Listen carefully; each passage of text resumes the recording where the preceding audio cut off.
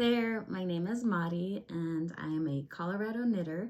This is my YouTube channel all about knitting, making, dream making. If you're new here, thank you for checking me out. I hope you enjoy, and if you have watched before, thank you for coming back. It is December 16th, so I think this is going to be the last episode for 2024. And then I'll pop in the new year. I wanted to make sure I got in before everyone's done with their finals week and the kids are home and I need to get hustling with the Christmas preparations. But I'm super excited to share what I've been working on. So first off, I will start with again, introduction. My name is Mari, and you can find me on Instagram at Colorado Knitter and on Ravelry Colorado 5 Knitter. I am wearing a finished test knit for Tori Yu. This is the Avenue vest, and I've raved and raved and raved about this vest. I think everyone should make multiple. I plan on making more. I actually plan on making another one after Christmas. So once things slow down as far as the holidays go, I'm casting another one on. I think I have, I don't know if this is on the screen, but this is imbue right here in this swatch, but I'm actually gonna frog what I was working on with that yarn and make another vest. So again, Tori Yu designed this amazing pattern. It is now available on Ravelry. She offers a circular or crew neck and a V-neck. It's awesome. This is Brooklyn Tweed imbue, makes a beautiful fabric. I used a US 9 for the whole body, so it goes by very quickly. The one thing that I would do next time for myself is my bind off for my hem at the very bottom is a little snug. So for me, I would go up a needle just to bind off there. The rest, I enjoy the snug bind off, but I feel when I'm putting it on, I can kind of feel the hem being snug. But that's just something for myself and my hands, nothing against the pattern at all. You start in the back, so you start a panel in the back, which could be your swatch. I recommend that. And then you pick up to do the left and then the right, and then you join in the round. The ribbings are quick because they're only 5 rows or so. So highly recommend, go check it out. I've already worn it multiple times. I think I could wear this every day.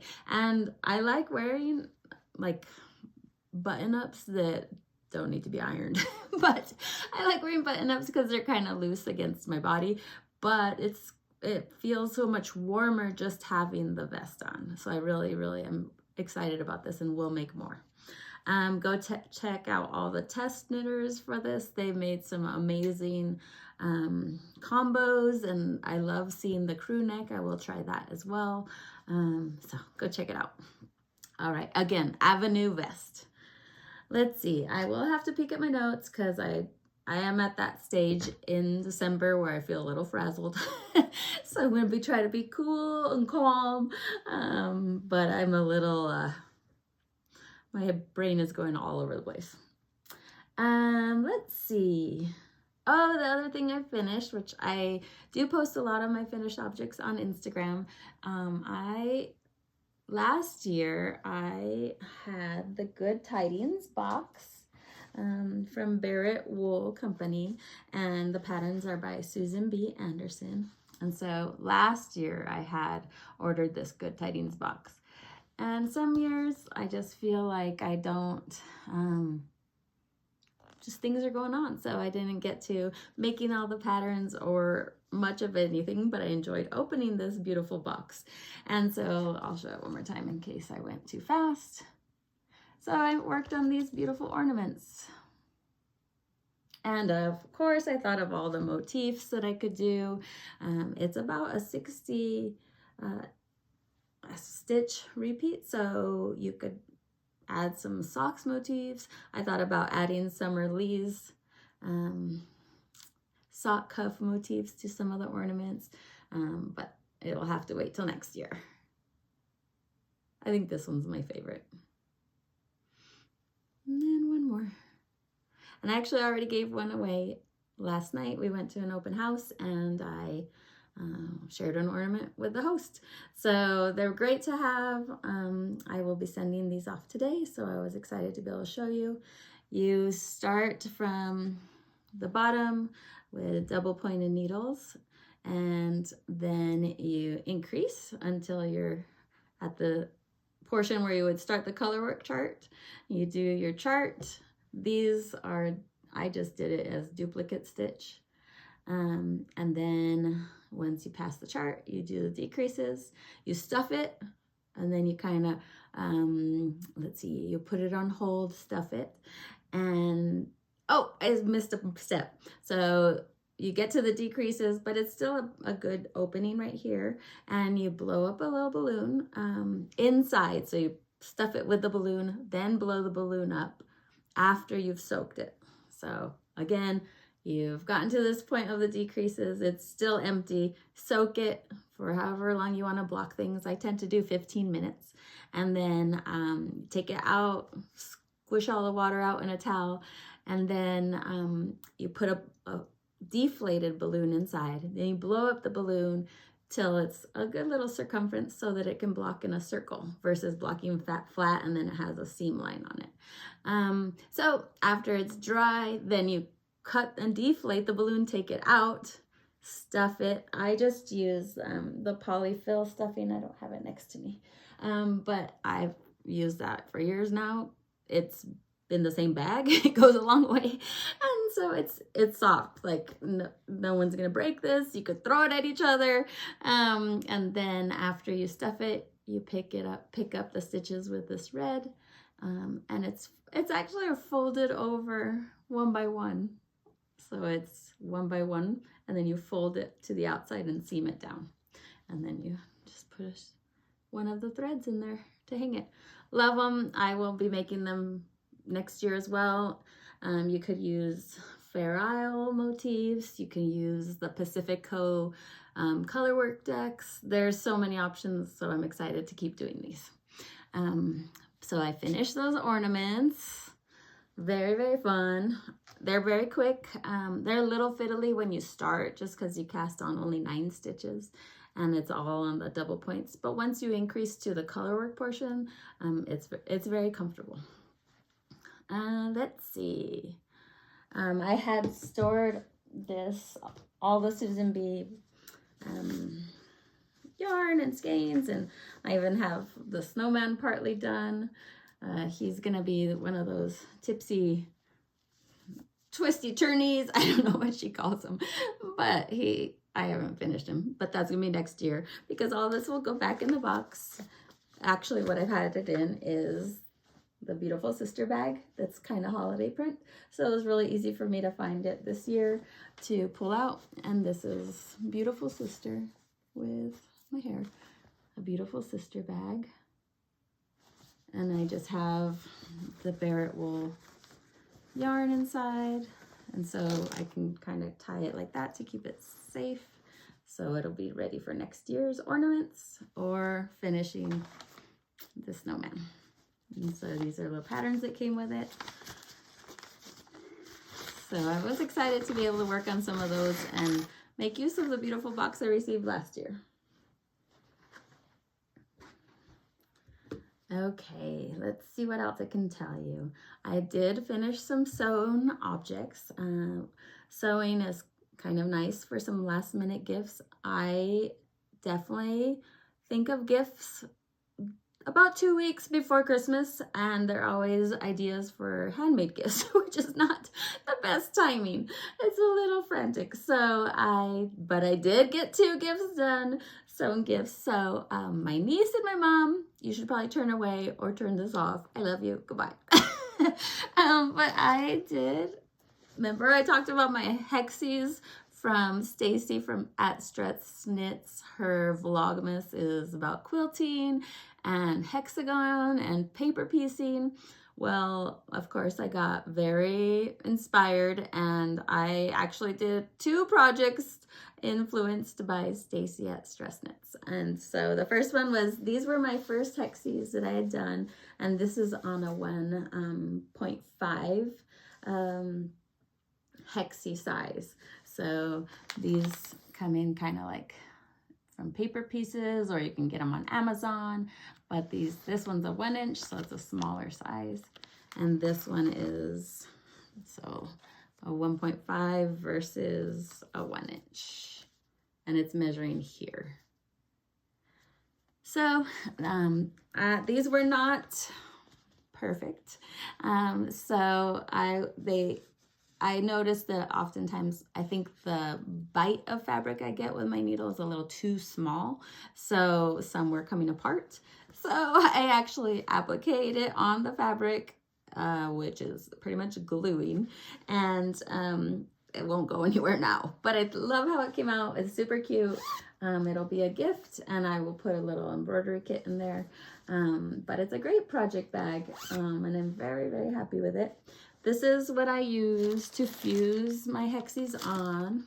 It is a bag that's pretty torn up. It's called Heat Bond Ultra Hold. So this is Ultra Hold with the red. I prefer this purple, but I didn't have it in the moment. And this one is not sewable, so you just fuse it, and it's permanent. And then this one is also permanent, but it's a light sewable, so you can sew it. So like if I had wanted to put any like decorative stitches around these portions, or if I wanted to kind of do a top stitch around there, I would have used this one with a purple, the light. But I'm very happy with it. I like that a practice item became into a usable item. So there's one sewn object, and I'm going to send that today too. So I was, again, wanted to make sure I showed you. And then the next one I finished as far as a sewable or a sewn project that's finished is again from Stacy, inspired, abbymade.com, and I will link it below. She has an amazing tutorial. Let me make sure that so abbymade.com. She has beautiful patchwork quilts and tops and squares, and then a free tutorial on how to use one of those quilt pieces, or a 20 by 20 or any size you wanted, into a tote bag. So that's what I did. And again, discovered it and inspired by Stacy of Stress Knits. She's doing the same gifts as well. This is for my mom. I'm pretty excited about it. It's big. I changed the pattern, and I just turned these to make them that roll. There's nothing inside. I didn't do piping or anything inside of that. It's really, really light. So you did the panel, and some are, I'm really happy, like some of the lines are really, really clear and crisp, and then I got a little jiggy jaggy there, but that's okay. It's good. Good practice. It was very fun. There were a lot of pieces, so it reminded me how much work a full quilt would be, but this is a really fun way to just make a quilt top piece and then make it into something usable. So it was good practice, really fun. I love the colors. This is what I used for my handles. I just have a bulk of it, and it's webbing, cotton webbing, and to make it rolled like that, I just simply folded it in half and seamed it on one side. You could put piping inside if you wanted to, but I didn't find a need. It's still very soft. Okay, so that's 2 things that are done and will be sent off today. And again, I'll link that below.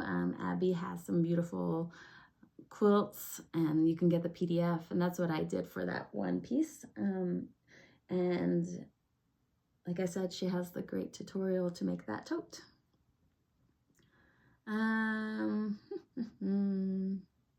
So when I had mentioned that I was so into Stress Knits Vlogmas, a wonderful viewer, I will put a little picture of your Instagram right here, sent me a package that was letting me sample a lot of these Hexie papers and her favorite needles.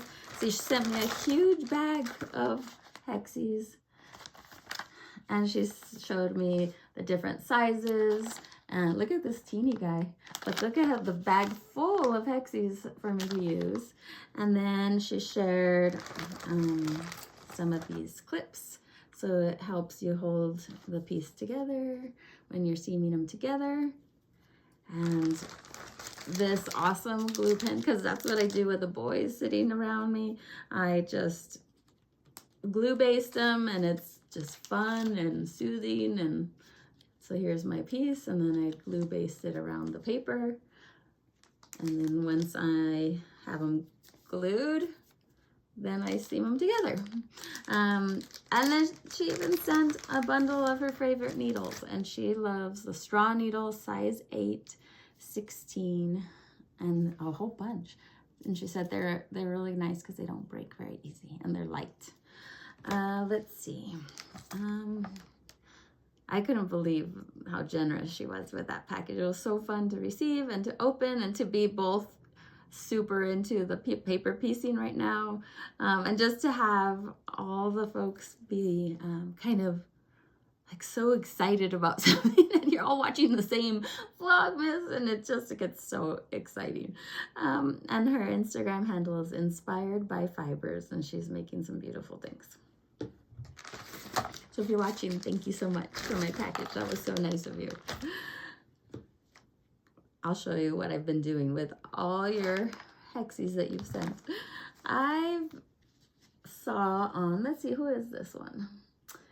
Red Pepper, I think. Yeah, Red Pepper Quilts has a blog that I used to read a long time ago, and she has a big scrappy quilt that's all Hexies.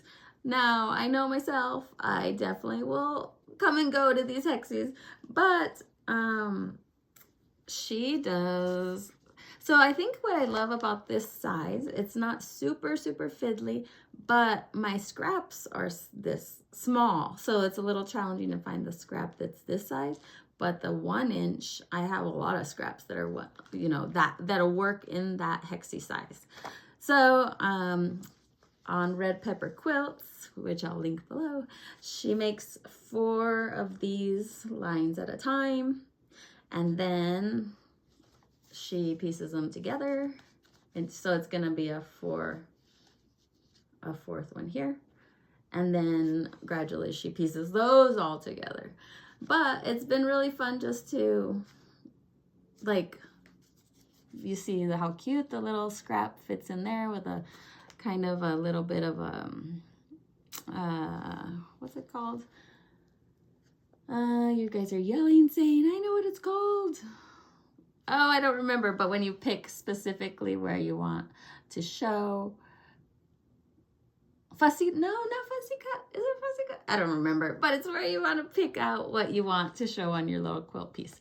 So it'll be cute. Even if I made another bag or just a pillow or something, but I'm having fun using my tiny scraps into something beautiful and creative. And it's really enjoyable. I definitely am not awesome at the hand sewing. There's been some times where I've had to pass over the same seam twice because it came undone. So I think I just I'm so focused on grabbing a little bit of the fabric that maybe I'm grabbing too little. But it's been fun.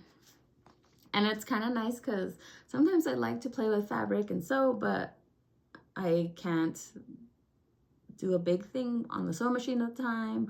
And so this is a nice way to have it's sitting on my desk, and just a little by little, I can just do a little bit. It's actually been really fun. I've enjoyed it a lot.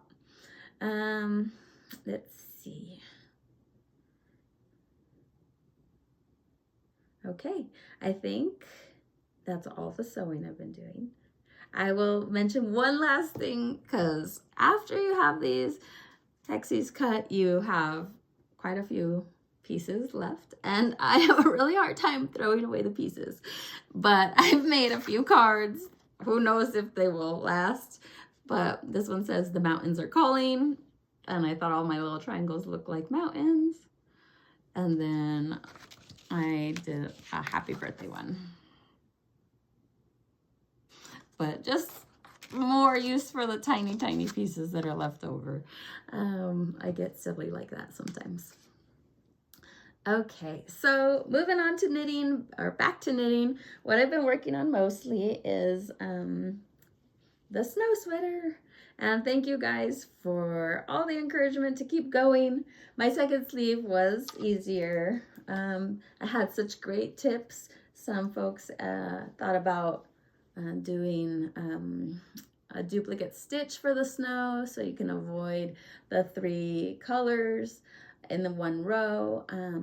I ended up doing the exact same technique as the first sleeve just so that I wouldn't risk them being too different.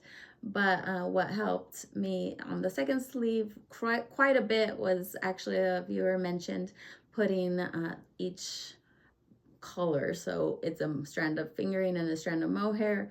So the blue in a Ziploc with a little bit open, the white, and then the green. And it actually helped quite a bit to prevent tangling. There were definitely moments where I still had to untwist things, but I would say that it made a big difference. The other thing that I had to do is when I do color work, I usually use both hands, but in this case, possibly because I was doing a sleeve and it was a shorter needle, but regardless of what it was, I had an easier time dropping the yarn and always using my left hand to carry it because I knit continental. And so it possibly was the 3 colors that made it easier to do that, or that it was double-stranded, or that I was using a short tip because it was a sleeve. But I am at the end. I just need, so the sleeves will have an I-cord bind off in the white, and I'm waiting just a bit more to see how the length of the sleeve is once the body's done. And I probably have 1 inch to go before a 2-inch ribbing. So I'm working away. I went to the lovely IKEA knit morning this weekend and that Kelly hosts. And I took this huge cone with me to work because I didn't want to cut it and wind it, so I just took the cone. But I've been working, and I'm super excited that I'm very close. So I think I will be wearing this on Christmas. But the sleeves are awesome, and so I'm thankful for you guys for motivating me, because I think in the past I would have been like, I'm done, I'm moving on. But it's cozy, it's super warm, and I think I could wear it all winter. So this one's working and coming along great. I knit the body in Holst Garn Super Soft, which is what this big cone is. And let's see, does it say the color? Indigo. And then I held the Holst with Knitting for Olive mohair. I believe this is in the marine, but I will put it below. And the colors of the sleeve are Knitting for Olive mohair, and it is, I ordered it from, it's fingering and mohair, so the green, the white. I ordered from Shop La Mercerie in Washington. They have a great selection, I feel like, of Knitting for Olive.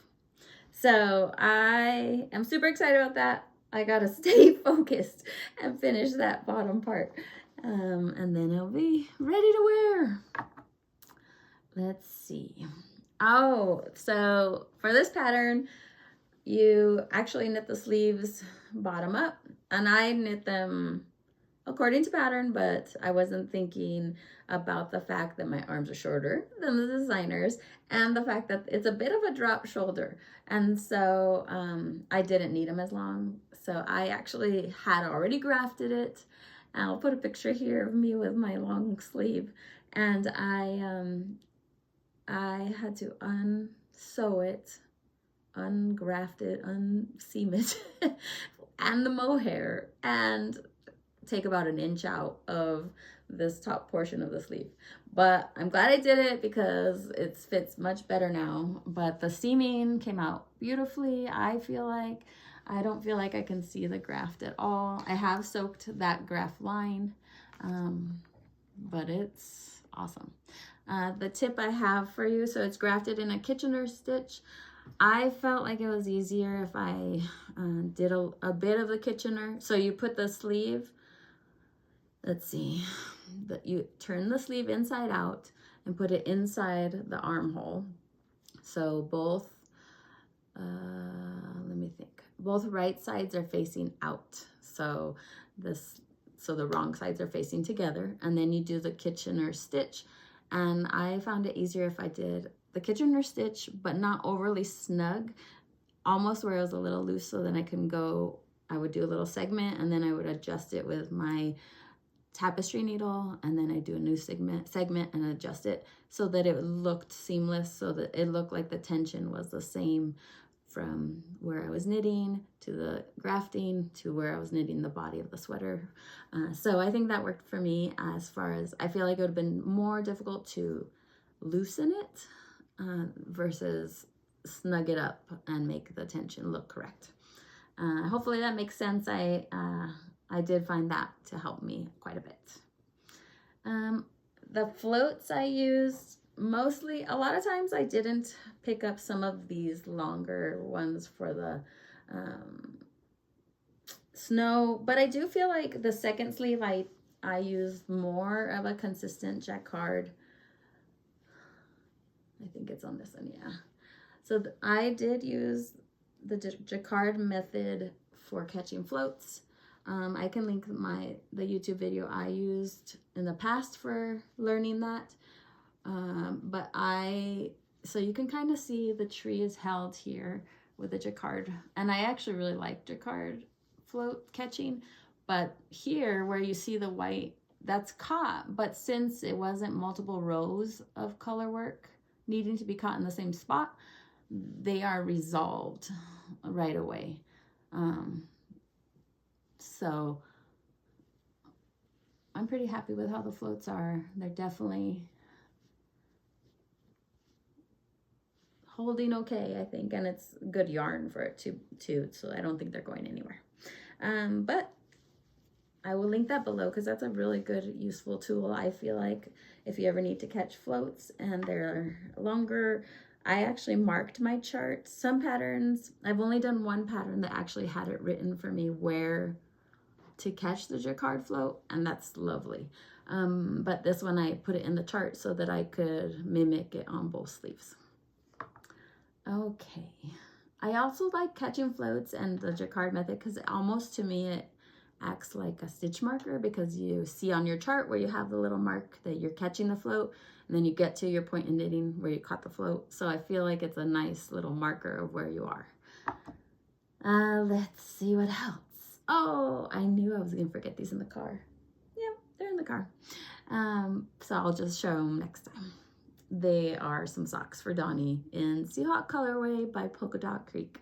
I had seen Melissa from Stitches Be Slippin' make some scarves and socks for her hockey family, and they're the Seahawks colors. So Donnie loves the Seahawks, and so I am making those socks. After Christmas, I plan to make the Le Garçon beanie that looks like kind of like gingham.